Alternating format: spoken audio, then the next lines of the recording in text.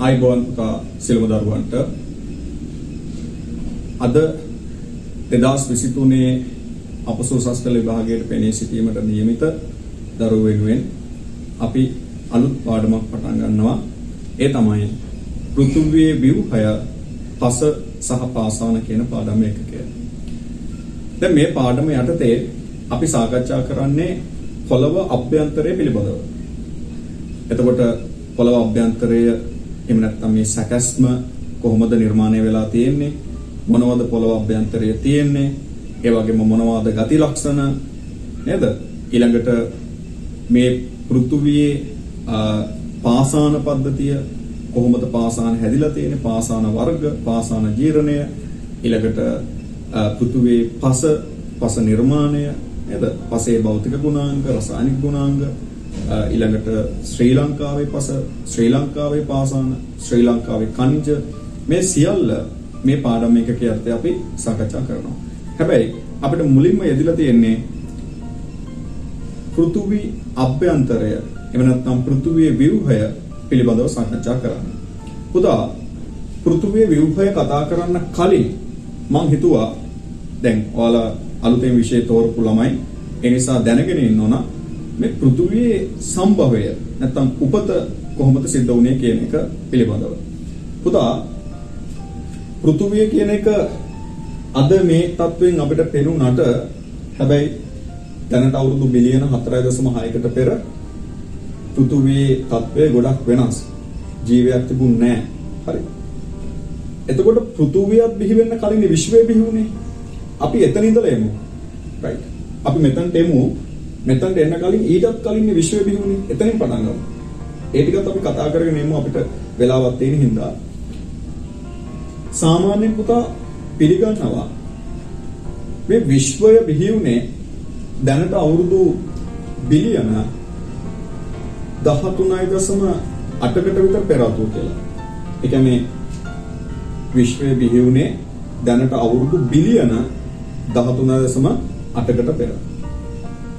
ඒ කාලේදී මේ සෞරග්‍රහ මණ්ඩලයක්වත් පෘථුවියක්වත් තිබුණේ නැහැ. ඒ කාලේදී තිබිලා තියෙන ඔය හයිඩ්‍රජන්, හීලියම් වගේ වායු වර්ග තිබිලා තියෙනවා.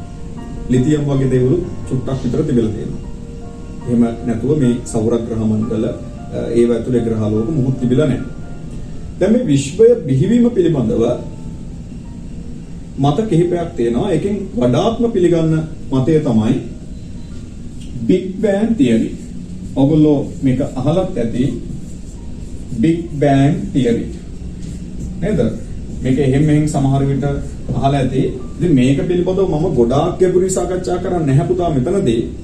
මට ඇත්තටම කතා කරන්න ඕන මොකක්ද මේක කොහොමද කුණේ කියන එක විතරයි මට කියන්න ඕන. හරි. මොකද මේක නෙමෙයි අපේ පාඩම. හරි. පෘථිවි අභ්‍යන්තරය පිළිබඳව කතා කිරීමයි අපේ පාඩම. නමුත් මේ ටික චුට්ටක් මම මතක් කරලා පාඩමට එන්නම්.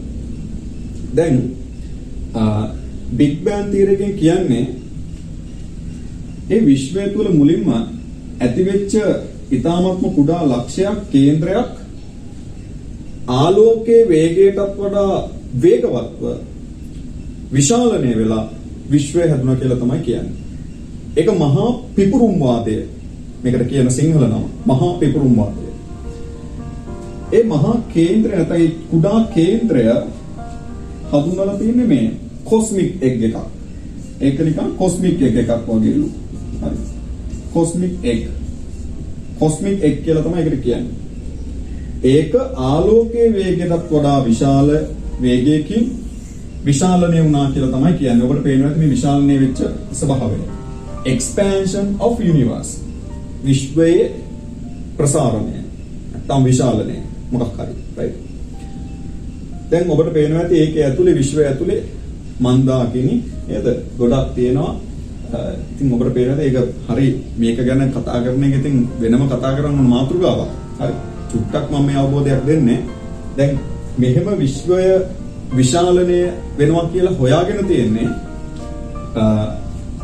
ගණිතමය සංකල්පවල. විශේෂයෙන්ම අපි හොයාගෙන තියෙනවා දැන් අපි ඉන්නේ පුතා ශීරපතය කියන මන්දාකිනිය ඇතුලේ. අපි ඉන්නේ ශීරපතය කියන මන්දාකිනිය. අපේ මන්දාකිනියෙන් අනෙක් මන්දාකිණි තව තවත් ඈත් වෙනවලු. ඈතින් පිහිටලා තියෙන ඒවා තව තවත් ඈතට යනවලු. ඒ කියන්නේ දුර වැඩි වෙනවලු. ඒකෙන් තමයි බලන්න මේ විශ්වය කියන එක එක්ස්පෑන්ඩ් වෙනවා කියලා තව තව. හරි. ඒ වගේම ඔය මහා පිපුරුම් වාදය තුල තව එකක් කියවෙනවා. හඳුරගෙන තියෙනවා. අද මේ විශ්වය තුල තියෙන කොස්මික් ධාරාවල ඒ විශාලනේ ඒ නැත්තම් ඒ මහා පිපුරුම් ස්වභාවයේ ශබ්දය තාම රැවුදෙනවා කියලා. හරි. ඒකේ විශාල නෙවීමේ ප්‍රමාණය තාම රැවුදෙනවා කියලා මේ කොස්මික් ධාරාවල. එහෙමත් හොයාගෙන තියෙනවා. ඉතින් මේ ඔක්කොම ගණිතමය සංකල්ප වලින් හොයාගත්ත දෙයක්. ඉතින් මේක මතවාදයක්. මේක ඉදිරිපත් කරන තාරකා විද්‍යාඥයෝ ගොඩක් දෙනෙක් මහන්සි වෙලා තියෙනවා. ඉතින් මේ තව මතවාද තියෙනවා. මේක තමයි ටිකක් පිළිගන්න බොහෝ විද්‍යාඥයින් පිළිගන්න මතයක් විදිහට තමයි මේක අපි සලකන්නේ. බිග් බෑන් තියරි එක. ඉතින් එන 1 ලක්ෂයක් විශාල නෙමෙයි විශ්වය බිහි වුණා කියන කතාව. right. ඔය විශ්වය බිහි වෙන කාලෙදී විශ්වයේ තිබුණේ මම අර කලින් කිව්වා වගේ හයිඩ්‍රජන් හීලියම්. හරි. මේකේ තිබුණේ මොනවද පුතා?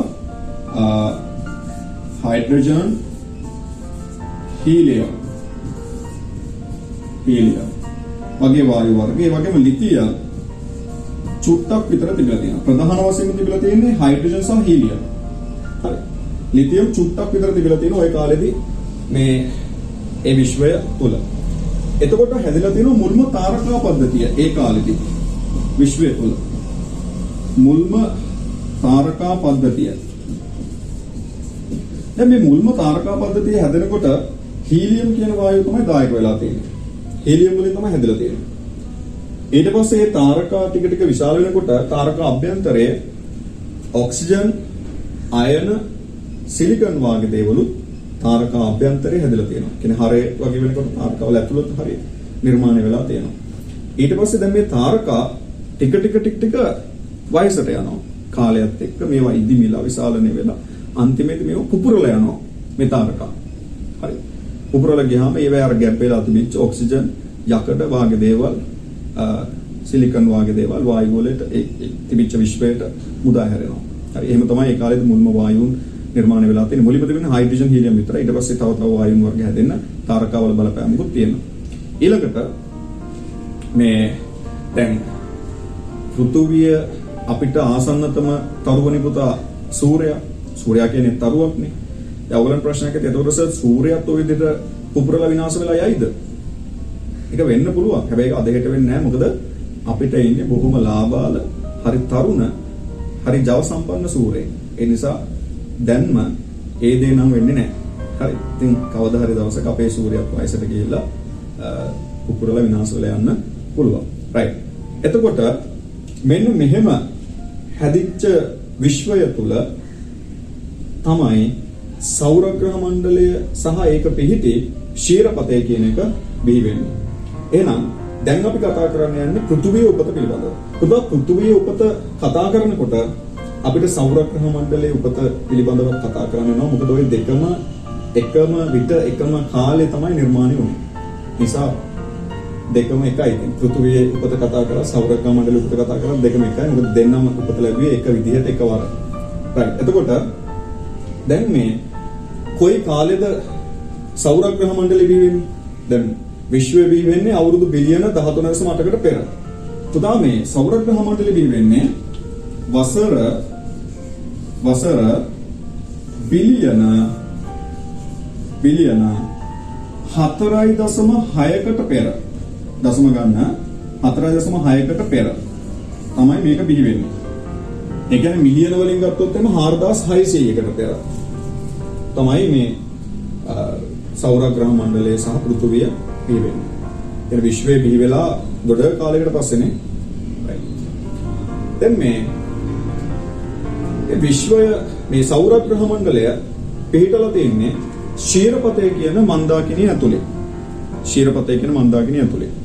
දැන් මන්දාකිණියක් කියන්නේ අපි තරු ග්‍රහ පින්ඩ සහ ග්‍රහ වස්තු වලින් සමන්විත වෙච්ච දෙයක්. එතකොට අපේ සෞරග්‍රහ මණ්ඩලය කියලා තියෙන්නේ එවැනි ක්ෂීරපතය කියන මන්දාකිණිය තුල. මිල්කි වේ එක කියලා අපි ඔකට ඉංග්‍රීසියෙන් කියනවා. right. කොහොමද පෘථුවිය උපත ලැබුවේ. හරිම වැදගත් තැනක දැන් අපි කොහොමද මේ සෞරග්‍රහ මණ්ඩලය සහ ඒකේ ඇතුළේ පෘථුවිය මේ සූර්යයා කොහොමද හැදුවේ? පුතා මේ පිළිබඳවත් මතවාද 7ක් විතර තියෙනවා. මේ පිළිබඳවත් මතවාද කීයක් විතර තියෙනවද? 7ක් විතර තියෙනවා. හැබැයි ඒ අතරිනුත් අපි වඩාත් පිළිගන්න විද්‍යාඥයෝ වඩාත් පිළිගන්න මතවාදයක් තියෙනවා. ඒක තමයි ගත්තනවාදී මේ ගණීකරණවාදී සංකල්පය. හරි. ගණීකරණවාදී සංකල්පය. මේක තව සංකල්පයක් තියෙනවා ගත්තනවාදී සංකල්පය කියලා. හරි. මේක ප්‍රධානව පිළිගන්න සංකල්පය. තව එකක් තියෙනවා ගත්තනවාදී කියලා. ඒක චරම පිළිගන්නේ නැහැ. ඊටත් වඩා අද විද්‍යාඥයෝ වඩාත් පිළිගන්න මතය තමයි ගණීකරණවාදී සංකල්පය. මේකෙන් කියන්නේ පුතා මේ විශ්වයේ මේ සෞරග්‍රහ මණ්ඩලය තුල මුලින්ම ධූලි සහ වායු මිශ්‍ර විශාල වායු පටලයක් කැළඹීමකට ලක් වීමෙන් මුලින්ම සූර්යයා හැදිලා ඒවට ග්‍රහ වස්තු ටික නිර්මාණය වුණා කියලා තමයි කියන්නේ. මොකද පුතා මුලින්ම මේ වායු සහ ධූලි කොටස් විශාල වායු සහ ධූලි කොටස් මිශ්‍ර වලා පටලයක විශාල කැළඹීමක් ඇති වෙලා ඒ තුලින් සූර්යයා තුළු මේ ග්‍රහ වස්තු ටික නිර්මාණය වුණා කියලා පිළිගන්නවා. දැන් මේක වේගයෙන් කරකැවෙන සුලියක්නේ. මේ සුලියේ මැදනේ හරියටම මේක වේගයෙන් කරකැවෙනවා නේ. ඒ සුලියේ මැද තමයි හරියටම කේන්ද්‍රය. එතන අධික වේගයෙන් කරකැවෙන අධික ගුරුත්ව බලයක් එතන නිර්මාණය වෙනවා. ඒ කියන්නේ හරියටම සූර්යයා පිහිටන තැන අධික ගුරුත්ව බලයක්. මොකද වේගයෙන් කරකැවෙනකොට අධික ගුරුත්ව බලයක් නිර්මාණය වෙනවා.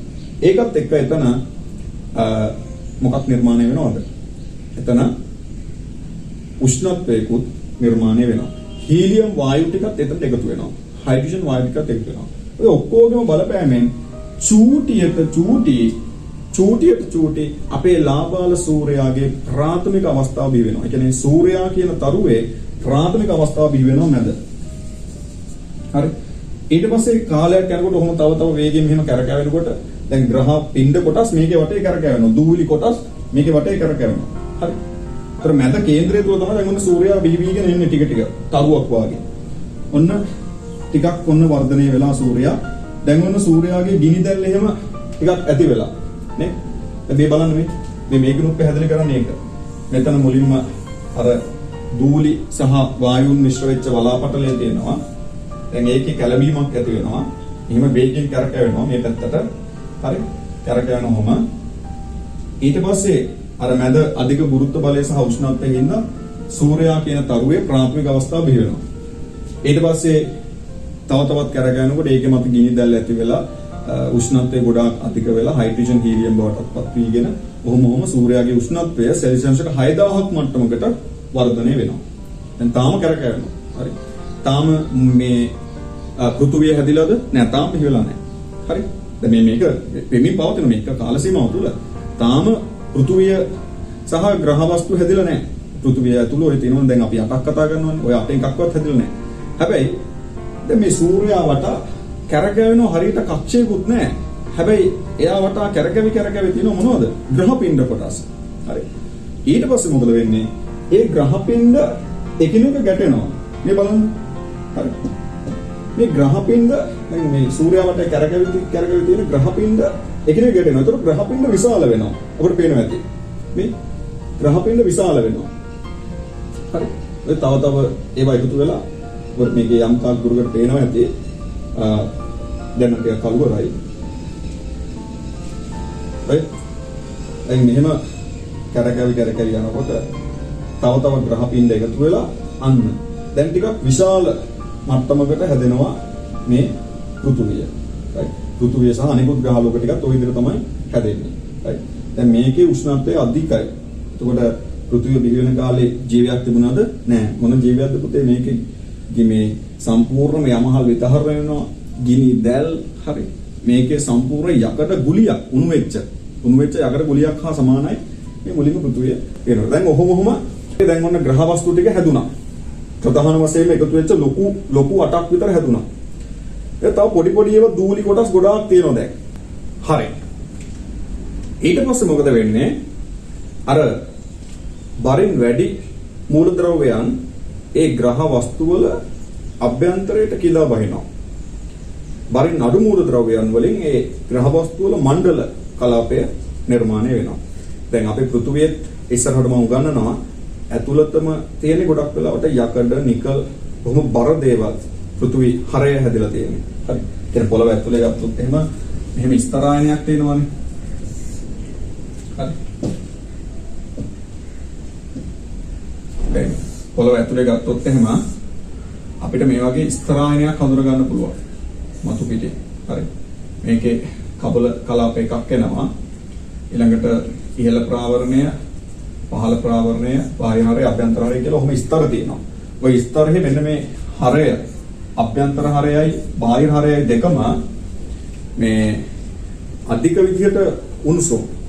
ඒ මොකද බර මූලද්‍රව්‍ය එකතු වෙලා තියෙන්නේ. ඔය මැන්ටලය නැත්නම් මේ මතු පිටම කලාපය බොහොම සහැල්ලු මූලද්‍රව්‍ය වලින් හැදලා තියෙනවා. right. ඉතින් මේ ඔය වගේ ග්‍රහපිණ්ඩ නිර්මාණය වෙලා ඊට පස්සේ මොකද වෙන්නේ? කියන්නේ ග්‍රහ වස්තු හැදිලා දැන් ඒවට නිශ්චිත බරක් තියෙනවා. දැන් ඒවා පෘථුවිය වටා මේ සූර්යයා වටා ගමන් කරන්න නිශ්චිත කක්ෂයකුත් දැන් මේ එක එක ග්‍රහ වස්තු වලට හැදෙනවා. පෘථුවියට එක කක්ෂයක්. හරි. බුධ වලට, සිකුරු වලට, අඟහරු වලට එක එක කක්ෂ හැදෙනවා දැන්. කට්ටියට සෙට් එකට දැන් යන්න පාත් එකක් තියෙනවා. දැන් ඒ පාත් එකක් නැති සෙට් එකක් ඉන්නවා. ඔබට පේන්නේ නැතිනේ. නිකන් පොඩි පොඩි කෑලි, පොඩි පොඩි සිප්පි කෑලි වගේ පොඩි පොඩි කෑලි. ඒගොල්ලෝ නිකන් ඔහේ පාවි දිනවා. තාමත් මේකේ වදිනවා.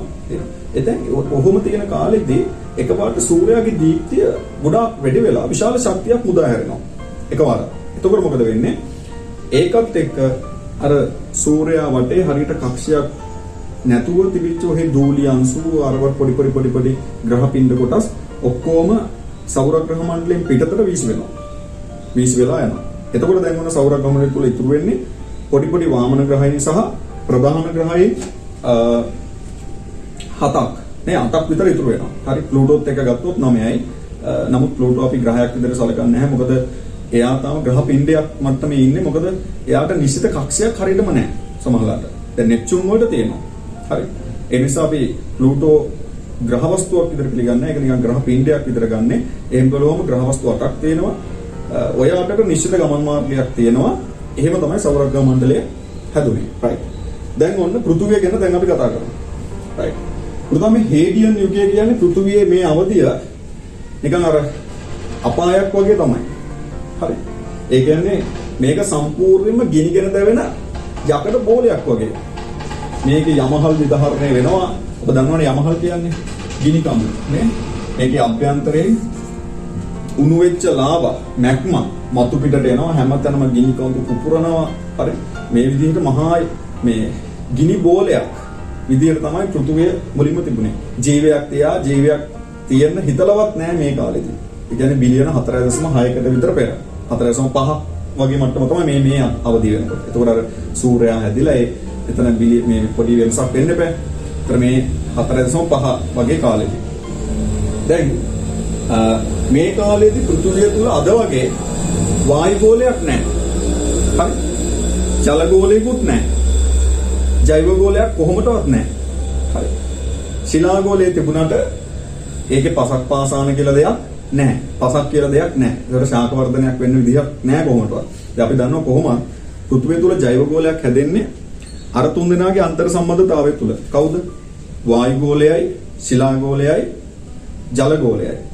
ඒ තුන් දෙනා එකට එකතු වෙලා ඒ තුන් දෙනා දක්වපු අන්තර් සම්බන්ධතාවයක ප්‍රතිඵලයක් විදිහට තමයි ජෛව ගෝලය බිහි වෙන්නේ. ඒ අනුව පෘථුවිය හැදිලා කියන්නේ අවුරුදු බිලියන 4.6කට පෙර පෘථුවිය හැදිලා ඊට වසර බිලියනයකට විතර පස්සේ තමයි පෘථුවිය තුල ජීවයක් බිහි වෙන්නේ. හැබැයි ජීවයක් කිව්වට ඒකසෛලික ජීවයක්. හරි. ඒකසෛලික ජීවයක් තමයි බිහි වෙන්නේ. බහුසෛලික ජීවීන් නෙමෙයි. ඒ ඇවිල්ලා බිලියන 3.6කට 3.5ක් 3.6ක් වගේ කාලෙදී ඒ කාලෙදී බිහි වෙන්නේ. එතකොට බහුසෛලික ජීවයක් බිහි වෙන්නේ 1.2කට විතර පෙර. බිලියන 1.2කට විතර පෙර. මම ඒක ඕනනම් ලියන්නම්. ඒක සෛලික ඒක සෛලික ජීවියෙක් බිහි වෙන්නේ ජීවියා බිහි වෙන්නේ වසර බිලියන 3.5කට පෙර. බහුසෛලික ජීවියෙක් බිහි වෙන්නේ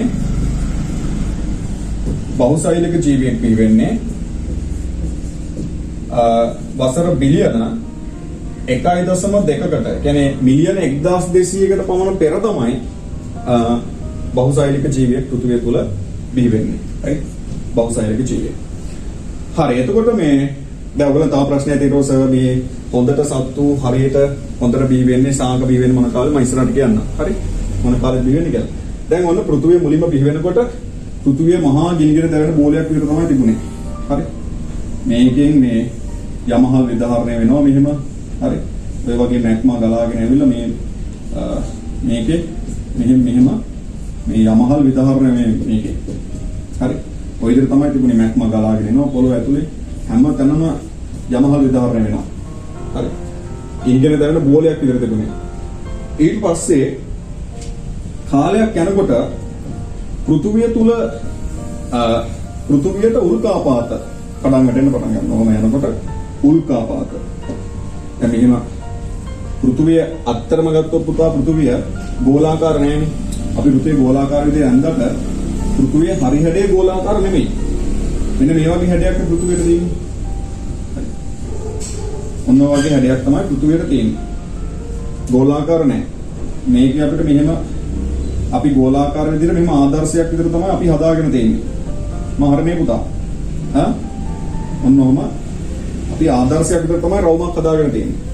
ඇත්තටම පෘථුවිය මේ වගේ. මේකට අපි කියන්නේ ජ්‍යාබය කියලා. මේ කියන්නේ ජ්‍යාබය. ජ්‍යාබය. හරි. පේනවද දන්නේ හරියට ජ්‍යාබය. ජ්‍යාබය. පේන්නේ නැතුව ඉතින් මම හරියට ආයෙ ලියන්න. ජ්‍යාබය. එතකොට ඒක ගෝලාකාර නෑ. දැන් මේ ජ්‍යාබය මේවා කඳු විදිහට මේවා තියෙනවා. සාගර මේවා ගැඹුරු තැන්, සාගරික බිම්, සාගරික පතුල් ඒවා. හරි. ඒක හැදලා තියෙන්නේ මේ නැවික මේ කඳු සාගර ද්‍රෝණී කියන මහද්වීපික තටි සාගරික තටි වලින්. right. ඔහොම තමයි මුලින්ම පෘථුවිය තිබුණේ. දැන් ඔහොම තියෙනකොට මොනවද වැටෙන්නේ? විශාල අයිස් කුට්ටි මේ පෘථුවියට කඩන් වැටෙනවා. හරි. උල්කාපාත කඩන් වැටෙනවා, අයිස් කුට්ටි කඩන් වැටෙනවා. හරි. එතකොට උල්කාපාත වල යම් ජල ප්‍රසාදයක් තියෙනවා. ඒක උල්කාපාත මාර්ගින් පෘථුවියට යම් ජල ප්‍රමාණයක් ලැබෙනවා.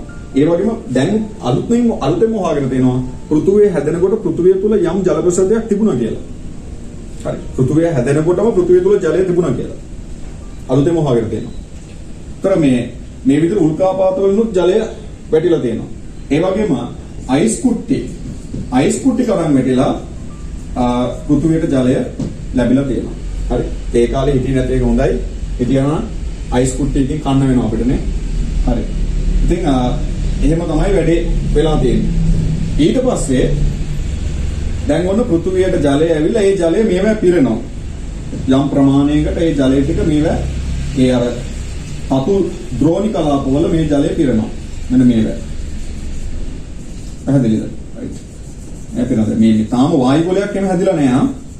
තාම වායු ගෝලයක් නැහැ. දැන් ඔන්න ජල ගෝලය ටිකක් ඔන්න හැදීගෙන ඉන්නේ දැන් යන්තම් වාගේ. ජල ගෝලය ටිකක් ගොඩ දාගෙන ඉන්නේ. පෘථුවියේ ජල ගෝලය හරි දැන් ඔන්න. පැහැදිලිද පුතා? තේරුණාද? right. දැන් ඔන්න සාගර හරි, ජල ගෝලය හරි. මම මේක කියලා ලියන්න නැත්නම් ඔයගොල්ලෝ වෙන මොකක් හරි කියලා හිතයි. දැන් මෙහෙම නිර්මාණය වෙච්ච පෘථුවියේ ජල ගෝලයක් හැදිලා මේවා වාෂ්පීකරණය වෙලා මේ ජලය වාෂ්පීකරණය වෙලා වායු ගෝලයක් තුල ජල වාෂ්ප හැදිලා දැන් ඔන්න ටික ටික සිසිලණය වෙන ගන්නවා. දැන් වායු ගෝලය තුල ජල වාෂ්ප දිනනවා. දැන් පෘථුවියත් ටිකක් අර කලින් වගේ හැමදෙස්සෙම යමහල් විදාහරණය කර ඉන්නේ නැතුව දැන් ටිකක් මේක සිසිල් වෙනවා පෘථුවිය. මේ සිසිල් වෙන කාලේ. හරි. ඊළඟට දැන් ඔන්න පෘථුවියේ පස දැන් ජල ගෝලය හරිනේ. දැන් ඔන්න පෘථිවියේ පස ටිකක් හරියාගෙන එනවා. පාසාන ටික ජීර්ණය වෙලා දැන් පස ටිකක් හරියාගෙන එනවා. හරි දැන් ඔන්න ජල ගෝලයක් ටිකක් හරි පසත් හරි. තාම වායු ගෝලයේ අද තියෙන සංයුතියට ඇවිල්ලා නැහැ. ඔක්සිජන් නැහැ තාම හරියට. අල්ප මාත්‍ර වශයෙන් ඔක්සිජන් තියෙන්නේ තාම. නැහැ හරියට ඔක්සිජන්. හයිඩ්‍රජන් වගේ දේවල් තමයි වැඩිපුර තියෙන්නේ. මීතේනුත් සෑහෙන තිබිලා තියෙනවා ඒ කාලේ. දැන් ඒ කාලේ අද වගේ මෙහෙම නිල් වර්ණ අහසක් තිබිලා නැහැ. මීතේන් වලින් පිරිච්ච වායු ගෝලයක් තිබිලා තියෙන්නේ. ඒතකොට වායු ගෝලේ මහා අඳුරු බොර පැහැයක් තමයි තිබිලා තියෙන්නේ. ඔය මීතේන් ටිකක් ඉවත් වුණාට පස්සේ තමයි වායු ගෝලේ මේ අහස නිල් පැහැයකට හැරිලා තියෙන්නේ. හරි. දැන් මේ එතකොට ඔන්න වායු ගෝලයේ හරේ මේ සමාන ජල ගෝලයේ ශිලා ගෝලයේ හරේ වායු ගෝලයේදී මුලින්ම ඔක්සිජන් කියන ඒවා වායු ගෝලෙක තිබුණේ නැහැ. ජීවීන් මුල් කාලේන ඔක්සිජන් ලබාගත්ත ජලය. හරි. ජලය තුල තමයි ඔක්සිජන් ද්‍රාවණය වෙලා තිබුණේ. පැහැදිලිද? right. දැන් මම අර කලින් කිව්වා බහුසාලික ජීවියා බිහි වුණේ බිලියන 1.2කට විතර පෙර කියලා. සාමාන්‍ය සත්තු බිහි වෙන්නේ මිලියන 750කට පෙර පෘථිවිය තුල. සත්තු බිහි වෙන්නේ මිලියන 750කට පෙර. සත්තු බිහි වෙන්නේ. right. මිලියන 750කට පෙර. ඒ කියන්නේ ඔය ඩයිනෝසර්ලා හරි ඒ කාලේ ලොකු සත්තු වෙන ලොකුයි. අද වගේ මේ ජුන්ටන් සත්තු නෙමෙයි එන්න ලොකු සත්තු තමයි බිහි වෙලා තියෙන්නේ. හරි. මිලියන 750කට පෙර. ඒකෙන් ගොඩාක් ඈත නෙමෙයි.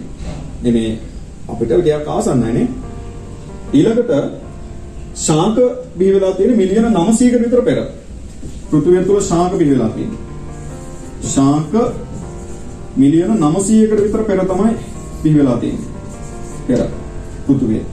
එහෙනම් ඒකසෛලික ජීවිය 3.5කට පෙර, බහුසෛලික ජීවිය 1 බිලියන 1.2කට පෙර, සත්තු මිලියන 750කට පෙර.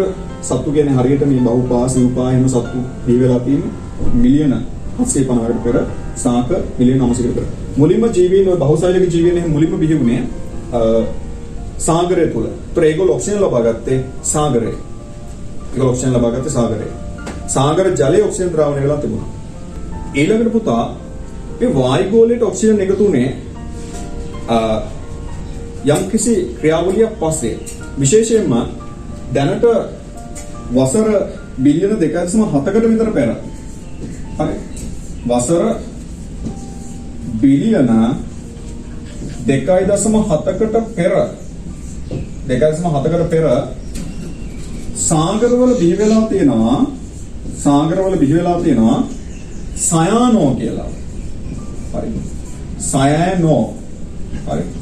සයානෝ කියලා බැක්ටීරියා වර්ගයක්.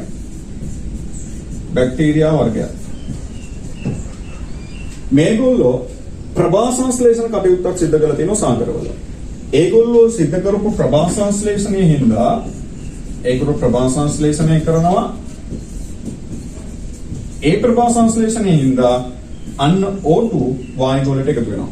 හැබැයි පුතා මුල්ම කාලේ ජීවීන් වායු ගෝලයෙන් ඔක්සිජන් ලබා ගත්තේ නැහැ. ඒගොල්ලෝ ජලයෙන් තමයි ඔක්සිජන් ලබා ගත්තේ. වායු ගෝලයෙන් ඔක්සිජන් ලබා ගන්න පුළුවන් ජීවී ගොඩබිම තුල වාසය කරන්න පටන් ගත්තේ අවුරුදු මිලියන 400-500 අතර කාලෙදී. 400-500 වගේ කාලෙදී තමයි වායු ගෝලයෙන් ඔක්සිජන් ලබා ගන්න පුළුවන් ජීවීන් පෘථිවිය තුල බිහි වුණේ. ඔහොම තමයි පෘථිවියේ කතන්දරය. ඒතර පෘථිවිය තුල මේ වායු ජෛව ගෝලයක් කියන එක දවසකින් බිහි වුණ නැහැ. මේක අවුරුදු මිලියන ගානක පරිණාමයක්. අනිත් එක පෘථිවියේ ජෛව ගෝලයක් බිහි කරන්න පෘථිවිය බිහි වෙලත් අවුරුදු බිලියන ගානක් ගියා. අවුරුදු බිලියන 2ක් විතර ගියා හරියට ජෛව ගෝලයක් බිහි වෙන පෘථිවිය තුල. ඒ කියන්නේ ශාකයම හරියට වැඩෙන්න. බිලියන 2ක් විතර ගියා. පළවෙනි ඒකශෛලික ජීවියා බිහි වෙන්නේ පෘථිවිය බිහි වෙලා අවුරුදු බිලියනයකට පස්සේ. හරි. ඒ කියන්නේ දැනට අවුරුදු බිලියන 3.5කට පෙර. ඉතින් මේ වගේ විශාල පරිණාමයක් තමයි පෘථිවියේ තියෙන්නේ. ඕක තමයි පෘථිවියේ සම්භවයේ සමස්ත කතාව. ඉතින් මේ පිළිබඳව තව එක මතවාද තියෙනවා.